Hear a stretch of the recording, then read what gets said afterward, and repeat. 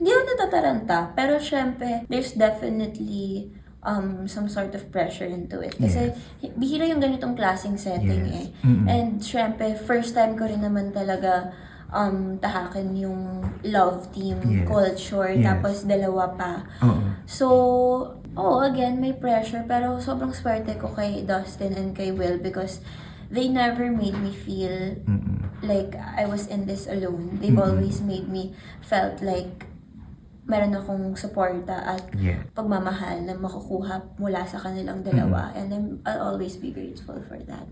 Through my actions.